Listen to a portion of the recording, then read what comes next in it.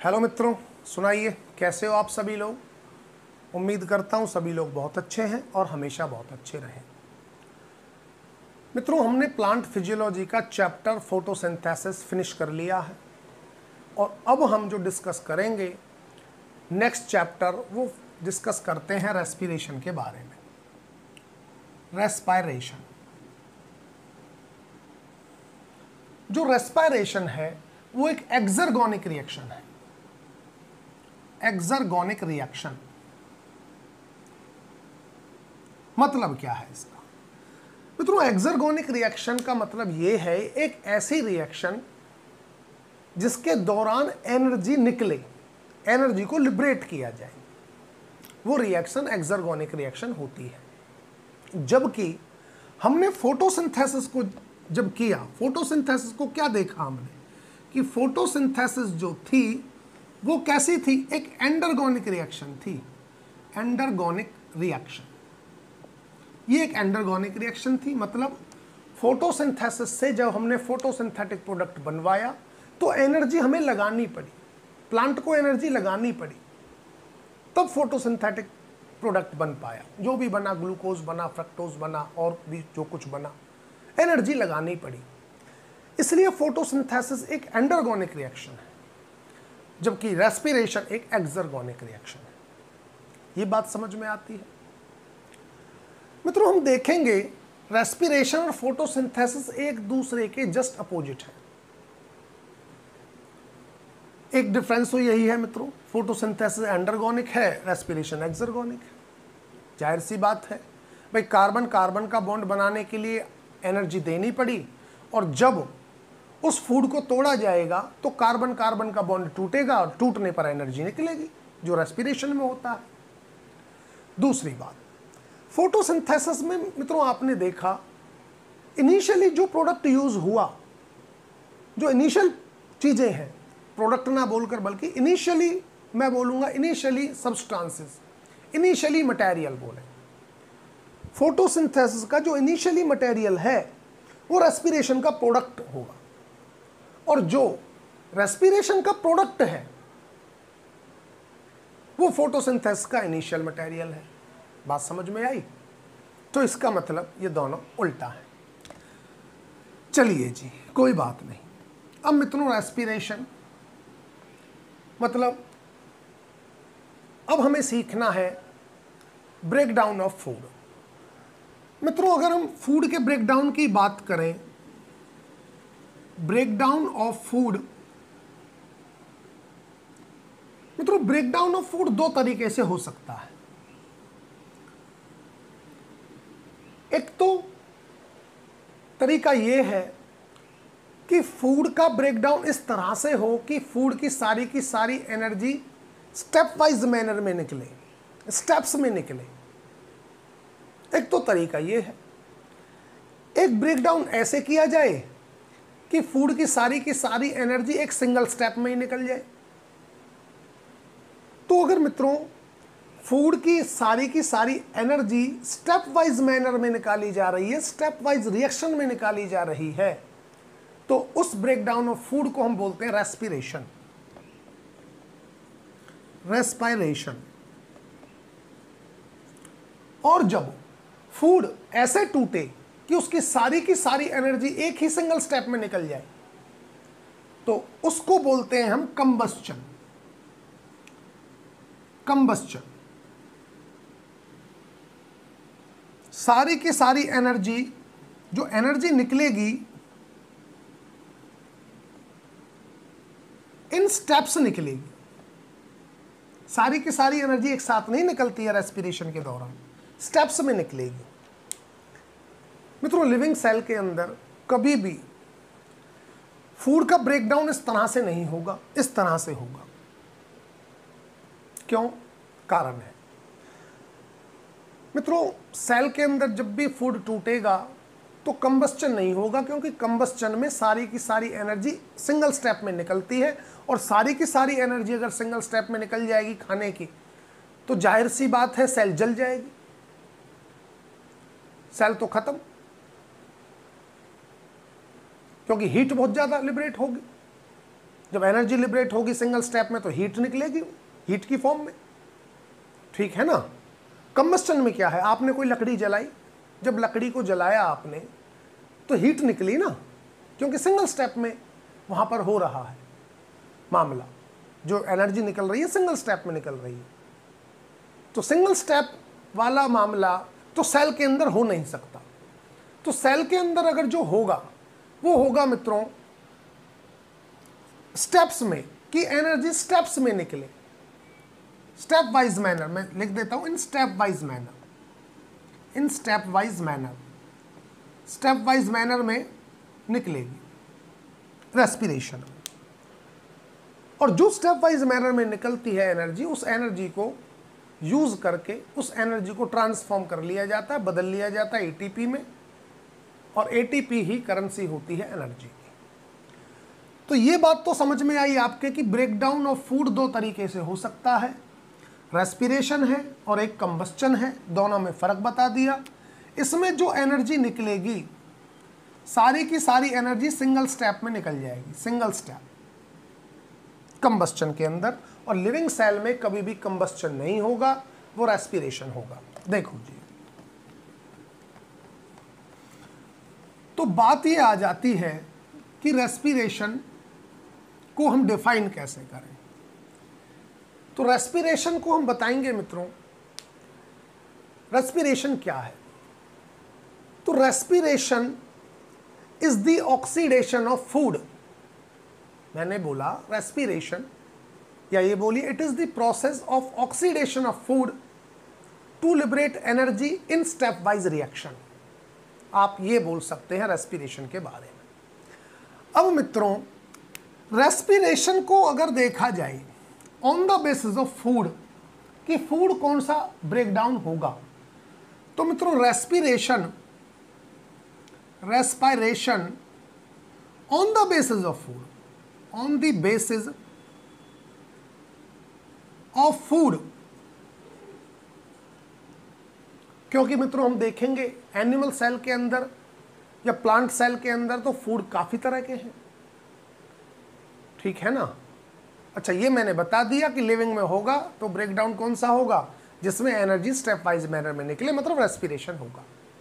ये तो क्लियर है, कंबस्चन नहीं होगा। कंबस्चन आउटसाइड दी सेल आप करा सकते हो, जैसे आप जलाने का काम कर रहे हो, किसी मटेरियल को जलाया तो वो कंबस्चन है, ऑक्सीजन की प्रेजेंस में होता है। रेस्पिरेशन भी देखेंगे मित्रों हम, रेस्पिरेशन ऑक्सीजन की प्रेजेंस में भी हो सकता है और इन एब्सेंस ऑफ ऑक्सीजन भी हो सकता है। रेस्पिरेशन में चॉइस है इन्वायरमेंट की, कि चाहे तो रेस्पिरेशन अगर ऑक्सीजनिक इन्वायरमेंट में हो रहा है, और हम देखेंगे कई बार रेस्पिरेशन एन ऑक्सीजनिक इन्वायरमेंट में भी होता है, लेकिन कंबस्चन हमेशा ऑक्सीजनिक इन्वायरमेंट में ही होगा। चलिए छोड़िए इस बात को। अगर हम फूड के बेस पर देखें रेस्पिरेशन कितने तरह का है, तो मित्रों हम देखेंगे रेस्पिरेशन दो तरह का है फूड के बेस पर। एक तो है जो रेस्पिरेशन है फ्लोटिंग रेस्पिरेशन, फ्लोटिंग रेस्पिरेशन, और एक होता है मित्रों प्रोटोप्लाज्मिक रेस्पिरेशन, प्रोटोप्लाज्मिक रेस्पिरेशन। ये बात तो क्लियर हो चुकी है कि रेस्पिरेशन लिविंग सेल के अंदर होगा, कंबस्चन नहीं होगा, ठीक है ना। ठीक है, फ्लोटिंग रेस्पिरेशन है एक, और एक है प्रोटोप्लाज्मिक रेस्पिरेशन। तो फ्लोटिंग रेस्पिरेशन के अंदर जो फूड होता है वो ग्लूकोज होगा, या मतलब हम बोले कार्बोहाइड्रेट होगा या फैट होगा। कार्बोहाइड्रेट हो सकता है, कार्बोहाइड्रेट और फैट। प्रोटोप्लाज्मिक रेस्पिरेशन में जो फूड होता है वो प्रोटीन्स होती हैं, प्रोटीन्स। अच्छा, दोनों ही तरह के रेस्पिरेशन चल सकते हैं लिविंग सेल के अंदर, बट एक समय पर नहीं चलेंगे। कब चलेंगे वो कंडीशन में बताता हूं कि कब फ्लोटिंग रेस्पिरेशन होगा सेल में, कब प्रोटोप्लाज्मिक रेस्पिरेशन के चांसेस होते हैं। जो प्रोटोप्लाज्मिक रेस्पिरेशन होता है मित्रों, ये बड़ा हार्मफुल होता है। तो देखिए फ्लोटिंग रेस्पिरेशन कब है, नॉर्मल कंडीशन है तो नॉर्मल कंडीशन में हमारी सेल के अंदर चलता है फ्लोटिंग रेस्पिरेशन। बोले तो जो रेस्पिरेशन में फूड का ब्रेकडाउन होगा वो कार्बोहाइड्रेट होगा या फैट होगा, कभी भी प्रोटीन नहीं होती है। और कार्बोहाइड्रेट और फैट में भी देखा जाए, इन दोनों में भी अगर देखा जाए कि सेल सबसे पहले कौन से फूड को तोड़ना, कौन से फूड का ब्रेकडाउन करना प्रिफर करेगी, तो मित्रों आपको मैं बता देता हूं, जो कार्बोहाइड्रेट होता है that is a good fuel for a cell, जबकि फैट जो है, fat is a bad fuel for a cell. तो आप ही बताइए, हमारी बॉडी के अंदर, हमारी सेल के अंदर दो तरह के फ्यूल हैं, एक तो गुड फ्यूल है और एक बैड फ्यूल है। तो हमारी सेल सबसे पहले कौन से फ्यूल को तोड़ना पसंद करेगी? हमारी सेल चाहेगी कि जो बैड फ्यूल है वो खत्म हो, वो ब्रेक डाउन हो सबसे पहले, ताकि सेल के लिए बैड चीजें ना बचें। तो स्टार्ट होगा फैट का ब्रेकडाउन। और मान लीजिए सेल में फैट नहीं है, फैट बहुत कम है, तो सेल तब दूसरे ऑप्शन पर आती है, सेल करेगी फिर कार्बोहाइड्रेट का ब्रेकडाउन। मतलब सेल के अंदर नॉर्मल कंडीशन में फ्लोटिंग रेस्पिरेशन होगा, नॉर्मल कंडीशन। बट अब बात आती है कि जी प्रोटोप्लाज्मिक रेस्पिरेशन कब होता है सेल में? तो मित्रों प्रोटोप्लाज्मिक रेस्पिरेशन तब होता है जब मामला काफी लंबा खिंच गया हो, फास्टिंग का, लॉन्ग फास्टिंग अगर हो जाए, कहीं आप काफी दिनों से भूखे हैं, काफी दिनों से कुछ नहीं खाया, धरने पर बैठे हैं आप किसी चीज के, या फास्टिंग है आपकी बड़े लंबे समय तक, तो मित्रों जो भी आपके बॉडी में फैट था वो तो सेल तोड़ चुकी, कार्बोहाइड्रेट जो था वो भी सेल तोड़ चुकी। अब सेल के पास तोड़ने के लिए कुछ बचा ही नहीं, लेकिन तोड़ फोड़ सेल के अंदर जरूर होगी, क्योंकि सेल के अंदर मित्रों अगर ऑक्सीजन जाएगी तो ऑक्सीजन तो सेल के अंदर तोड़ फोड़ मचाएगी, बिना तोड़ फोड़ के तो ऑक्सीजन रहेगी नहीं।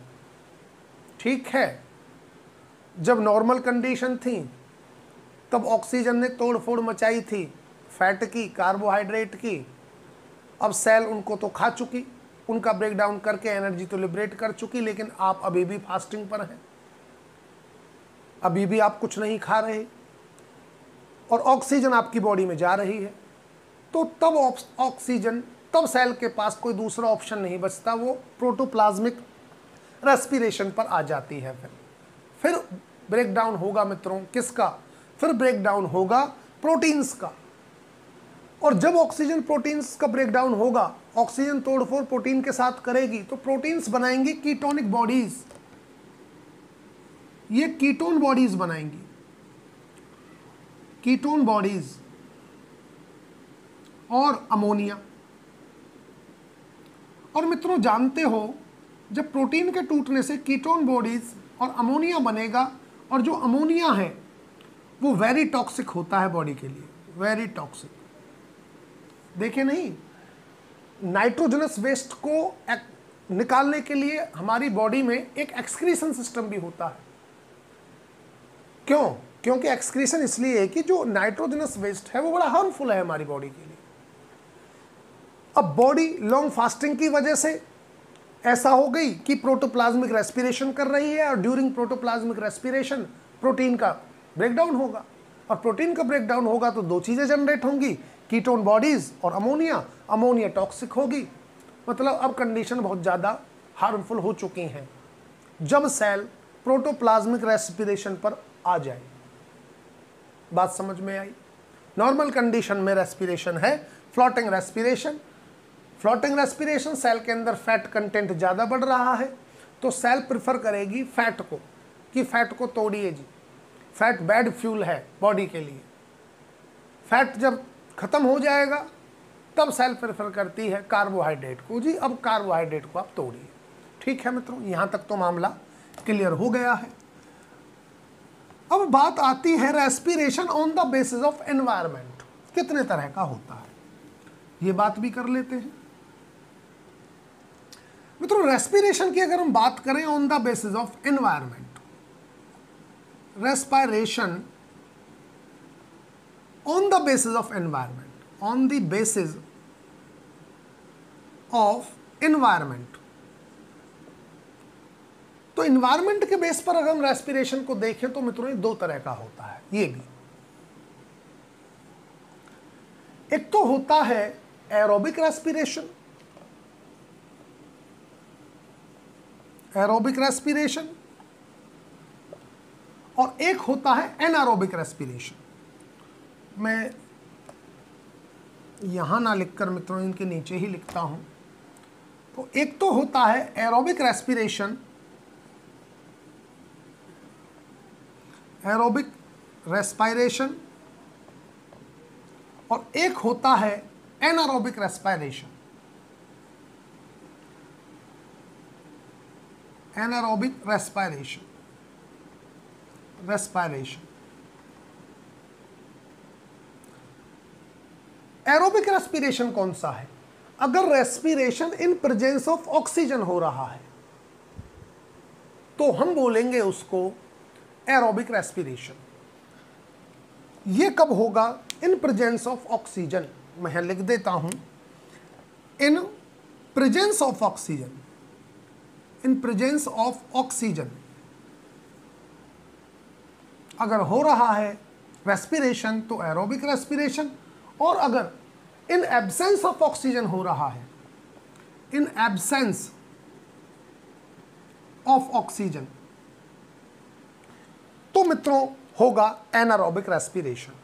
ये दो तरह का हो गया respiration based on the environment.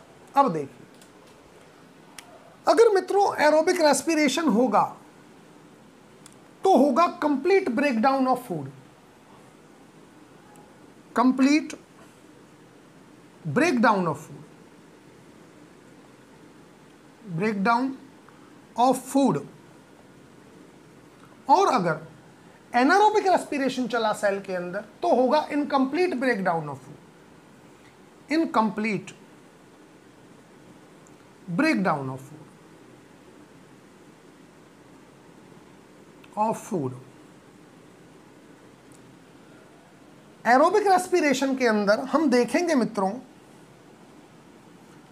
जो चीजें एज ए प्रोडक्ट निकलेंगी एरोबिक रेस्पिरेशन, वो निकलेगी CO2, पानी निकलेगा H2O प्लस 30 से लेकर 32 ATP जनरेट होंगे।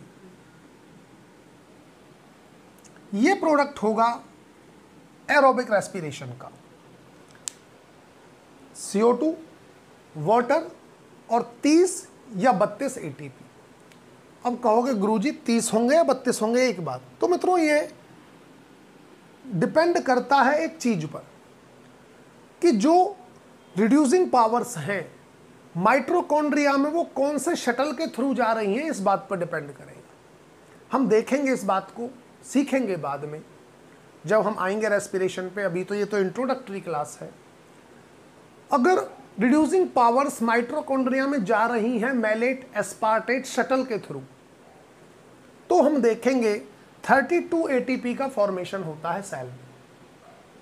और अगर रिड्यूसिंग इक्विवेलेंट पावर्स जा रही हैं glycerol 3 phosphate dihydroxy acetone phosphate shuttle के थ्रू, मैंने बोला glycerol 3 phosphate dihydroxy acetone phosphate shuttle, तो होगा 30 ATP का फॉर्मेशन। दो तरह के शटल हैं, एक शटल है मैलेट एस्पार्टेट शटल और एक शटल है glycerol 3 phosphate dihydroxy acetone phosphate shuttle. Malate aspartate shuttle अगर है तो 32 ATP का फॉर्मेशन होगा, glycerol 3 phosphate dihydroxy acetone phosphate shuttle है तो होगा 30 ATP का फॉर्मेशन सेल के अंदर। तो ये प्रोडक्ट रहेगा जब एरोबिक रेस्पिरेशन सेल करेगी। और अगर एनारोबिक रेस्पिरेशन चल रहा है सेल के अंदर मित्रों, तब उसका प्रोडक्ट होता है CO2 प्लस C2H5OH, बोले तो इथाइल अल्कोहल, ये इथाइल अल्कोहल है, ethyl alcohol, ethyl alcohol plus 2 ATP, ये एनर्जी है। 2 ATP की एनर्जी लिबरेट हो गई यहाँ, और यहाँ जो एनर्जी लिबरेट होगी वो 30 से 32 ATP की एनर्जी लिबरेट होती है, 30 से 32 ATP बनते हैं। तो अब देखिए, क्या एनारोबिक रेस्पिरेशन में, या मैं बोलूं इन एब्सेंस ऑफ ऑक्सीजन में जो रेस्पिरेशन हुआ, क्या वो कंप्लीट हुआ? कंप्लीट तो नहीं हुआ, इनकम्प्लीट हुआ, क्योंकि केवल 2 ATP ही निकाल पाई cell. But in presence of oxygen जो एरोबिक रेस्पिरेशन चला, उसमें सेल ने कंप्लीट ब्रेकडाउन ऑफ फूड किया, और जिससे 30 से 32 ATP सेल ने निकाल ली। मतलब जो एनर्जी निकली, उस एनर्जी को यूज करके सेल ने बनाए 30 से 32 ATP, और जो इस तरह के ब्रेकडाउन हुआ उसमें जो एनर्जी निकली उससे केवल सेल बना पाई 2 ATP। तो कौन सा बेटर है मित्रों? कौन सा बेटर है? बेटर तो देखा आपने एरोबिक रेस्पिरेशन है मित्रों। कोई भी ऑर्गेनिज्म, कोई भी सेल ये थोड़ी चाहेगी कि हम कम एनर्जी बनाएं, ये तो मजबूरी है। मजबूरी में ऐसा करना पड़ रहा है कि चलो जी, something is better than nothing. ठीक है, बहुत ज़्यादा नहीं तो थोड़ा बहुत जो मिल रहा है वो बना लेते हैं। हमारी सेल भी, मसल सेल्स, जब हम विगरस एक्सरसाइज कर रहे होते हैं तो हमारी सेल्स क्या करती है, ऑक्सीजन सफिशिएंट अमाउंट में उन्हें मिल नहीं पाती, तो उस कंडीशन में हमारी मसल सेल्स भी एनारोबिक रेस्पिरेशन स्टार्ट कर देती हैं, और देखते हैं एज ए प्रोडक्ट वो बनाती है लैक्टिक एसिड। इथाइल अल्कोहल ना बनाकर लैक्टिक एसिड बनाती है। और क्यों? क्योंकि एनर्जी बनानी है, ना बनाने से बेटर है कुछ बनाओ। ठीक है ना? चलिए कोई बात नहीं।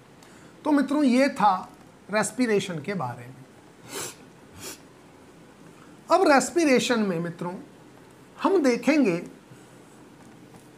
क्योंकि हम रेस्पिरेशन में अगर बात करेंगे, रेस्पिरेशन की बात कर रहे हैं तो हम क्या कर रहे हैं? Break down of food into living cell, क्योंकि कंबस्चन तो लिविंग सेल में होगा नहीं। तो रेस्पिरेशन की अगर हमने बात की, इसका मतलब हम बात कर रहे हैं break down of food, complex food, बल्कि हम ये बोले break down of complex food into the cell, and respiration is the process, yeah, respiration is the oxidation of complex food in which energy is liberated into step wise manner, जिसमें steps में निकले energy. ठीक है, वो है। अब मित्रों हम देखेंगे रेस्पिरेशन में हमारी सेल जब ग्लूकोज को तोड़ेगी, ग्लूकोज का ब्रेकडाउन करेगी। मित्रों मैंने फोटोसिंथेसिस में एक चीज बताई थी, आपको याद हो तो, कि जो बुक्स में लिखा होता है ना ग्लाइकोलाइसिस में कि ग्लूकोज जा रहा है, तो प्लांट के अंदर जाता नहीं है ग्लूकोज। ग्लूकोज केवल एनिमल सेल में जाता है ग्लाइकोलाइसिस के दौरान। प्लांट सेल में ग्लाइकोलाइसिस के दौरान कभी भी ग्लूकोज का ब्रेकडाउन नहीं होता। वहां अगर ब्रेकडाउन होगा तो 3-PGA, 3-फॉस्फोग्लिसरल्डिहाइड जाएगा, चाहे रेस्पिरेशन में जाओ, चाहे सेकेंडरी मेटाबोलाइट्स बनाने जाओ, चाहे स्टार्च बनाने के लिए जाओ, चाहे जो भी जाओ। मैंने बताया था फोटोसिंथेसिस के जब C3 साइकिल कराई थी तब। प्लांट में कभी भी ग्लूकोज नहीं बनेगा, प्लांट में बनेगा 3-PGA और वही जाएगा जहां भी जाना है। एनिमल के अंदर ग्लाइकोलाइसिस में यूज होता है ग्लूकोज। और मित्रों हम एक चीज और देखेंगे, प्लांट के अंदर जो ट्रांसपोर्ट होगा फूड का, वो ग्लूकोज की फॉर्म में कभी ट्रांसपोर्ट नहीं होता है। ट्रांसपोर्ट भी प्लांट में जो ट्रांसपोर्टेशन होगा फूड का जब, तो वो भी ग्लूकोज की फॉर्म में ना होकर सुक्रोज की फॉर्म में होगा, क्योंकि ग्लूकोज जो है वो एक रिड्यूसिंग शुगर है। रिड्यूसिंग शुगर का प्लांट कभी ट्रांसपोर्ट नहीं करते, वो नॉन रिड्यूसिंग शुगर का करेंगे, जो सुक्रोज है उसका करेंगे। हाँ, एनिमल सेल जरूर ग्लूकोज का ट्रांसपोर्ट कर सकती है वाया ब्लड स्ट्रीम, कर सकती है नहीं, करती है। Animal cell, animal body, cell ना बोलकर मैं बॉडी बोलूं, एनिमल बॉडी ग्लूकोज का ट्रांसपोर्ट करती है वाया ब्लड स्ट्रीम, जो कि रिड्यूसिंग शुगर है ग्लूकोज। जबकि प्लांट ऐसा नहीं करेगा। प्लांट अगर ट्रांसपोर्ट करेगा तो केवल सुक्रोज का करेगा, जो नॉन रिड्यूसिंग शुगर है। और ना प्लांट के अंदर कभी ग्लूकोज टूटता है ग्लाइकोलाइसिस के दौरान। प्लांट के अंदर टूटेगा तो 3-PGA, 3-फॉस्फोग्लिसरॉल्डिहाइड, ये भी याद रखना। वो एनिमल सेल में ही ग्लूकोज टूटता है, ग्लाइकोलाइसिस। तो मित्रों, ग्लूकोज को तोड़ने के लिए बॉडी के अंदर दो चीजें चलती हैं। एक तो चलेगी ग्लाइकोलाइसिस। इस ग्लाइकोलाइसिस के दौरान जो टूटता है ग्लूकोज एनिमल बॉडी के अंदर, क्योंकि एनिमल बॉडी में ही ग्लूकोज टूटेगा, मैं तो एनिमल बॉडी ही बोलूंगा। और मित्रों, बात कुछ ऐसी है कि ग्लाइकोलाइसिस को डिस्कवर करने वाले जो लोग थे ना, वो जूलॉजिस्ट थे। इसीलिए उन्होंने ये बात भी लिखी हुई है कि ग्लाइकोलाइसिस होती है साइटोसोल में, जबकि ऐसा नहीं है। प्लांट सेल के अंदर ग्लाइकोलाइसिस दो जगह होती है, साइटोसोल में, प्लास्टिड में। प्लास्टिड में होती है प्लांट के केस में। हम देखेंगे ग्लाइकोलाइसिस जो होगी प्लांट के केस में वो प्लास्टिड में होगी। एनिमल के अंदर जो होती है ग्लाइकोलाइसिस रिएक्शन वो साइटोसोल में होगी, क्योंकि एनिमल सेल में तो भैया प्लास्टिड तो है नहीं, क्लोरोप्लास्ट थोड़ी है वहाँ एनिमल सेल में। इसलिए एनिमल सेल में ये रिएक्शन साइटोसोल में चलती है, लेकिन प्लांट में ये प्लास्टिड में चलेगी, ध्यान रखना। ठीक है जी। तो ग्लूकोज ग्लाइकोलाइसिस के जरिए ब्रेकडाउन हो सकता है, एक हो सकता है पेंटोज फॉस्फेट पाथवे के जरिए। मित्रों, जो पेंटोज फॉस्फेट पाथवे के जरिए जब ग्लूकोज का ब्रेकडाउन होता है तो ये ब्रेकडाउन कोई ज़्यादा नहीं होता, ये 10 से 25% ग्लूकोज का ब्रेकडाउन ही कर पाता है। पेंटोज फॉस्फेट पाथवे के थ्रू अगर ग्लूकोज का होगा तो कितने ग्लूकोज का होगा? 10 से 25% ग्लूकोज का होता है पेंटोज फॉस्फेट पाथवे के थ्रू ब्रेकडाउन ग्लूकोज का। जबकि जो बच गया 75 to 90%, 75 to 90% जो ग्लूकोज का हुआ वो ग्लाइकोलाइसिस के थ्रू हुआ, ना कि पेंटोज फॉस्फेट पाथवे के थ्रू। ये बात क्लियर करिए आप सबसे पहले। दूसरी बात, अब कहोगे गुरुजी फिर इसके थ्रू क्यों हो रहा है? मित्रों, ये एक्चुअल में एक तरह से सेफ्टी वाल्व का काम करता है, सेफ्टी वाल्व फॉर ग्लाइकोलाइसिस। दो बातें याद रखनी है, इससे कितने परसेंट ग्लूकोज का ब्रेकडाउन होगा। दूसरी बात, पेंटोज फॉस्फेट पाथवे जो है act as a safety valve for glycolysis. Is that clear? चलो, तो मित्रों ग्लूकोज का जब ब्रेकडाउन होगा तो पायरूवेट जो बनेगा, पायरूवेट बना। अब पायरूवेट जो बनेगा मित्रों,